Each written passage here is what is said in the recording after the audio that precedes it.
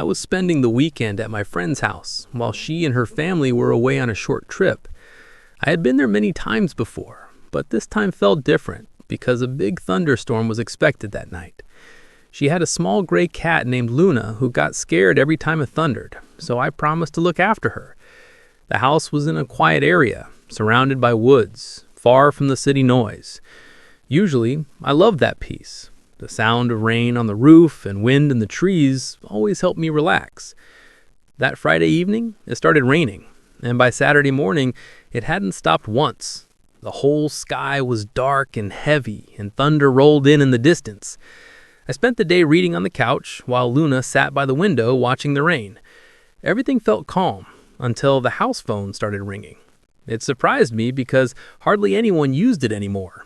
I thought maybe my friend was calling, but the screen said unknown number. I didn't answer, but a few minutes later, it rang again.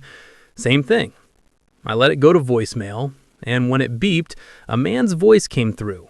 Soft, quiet, almost like a whisper. He said my friend's name. Then, silence. It made my stomach twist a little. I texted her to let her know, but she didn't reply. Maybe she was busy with her family, so I tried not to think about it. But over the next few hours, 2 more calls came in from that same number. No message this time, just the sound of the phone ringing through the empty house. I tried to stay calm and focus on my book, but the storm outside was getting worse, and every thunderclap made Luna jump. Around 8 that night, I went upstairs to watch a movie and relax. Halfway through, I remembered I hadn't checked on Luna in a while. When I went downstairs, I found her standing at the front door, stiff and quiet, staring at the tiny gap under it. I called her name, but she didn't move, not even blink. Something about it made me uneasy. I slowly walked to the door and looked through the peephole.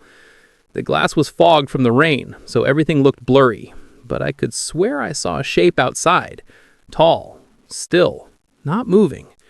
My chest tightened. I couldn't see clearly, but I knew someone was there. I waited, hoping they would knock or say something, but they didn't. They just stood there.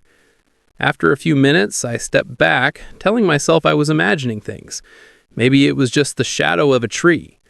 I went to the kitchen, made a snack, and when I walked past the door again, Luna was gone. Out of curiosity, I looked through the peephole once more. The shape I saw before was gone too.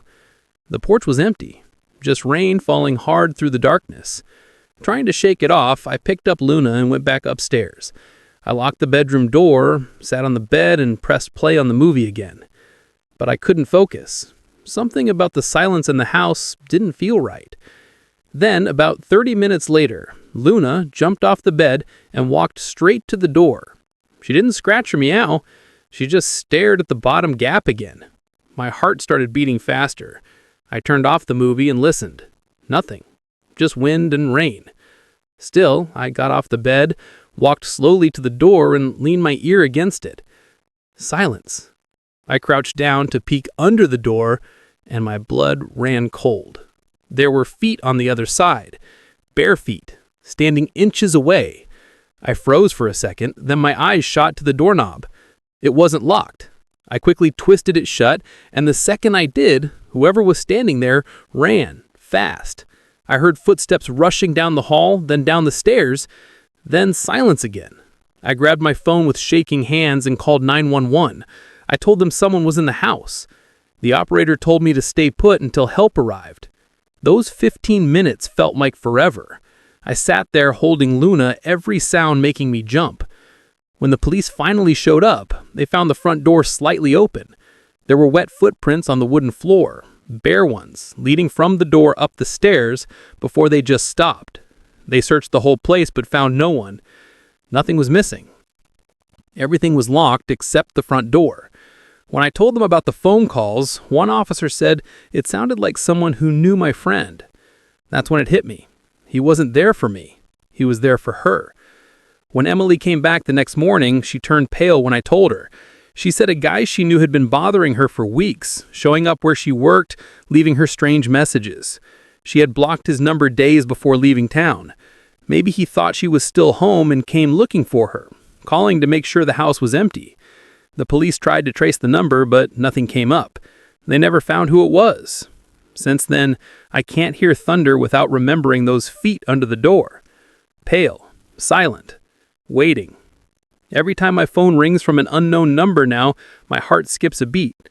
Because sometimes, when it storms outside, I swear I can still hear that same quiet voice whispering her name through the static.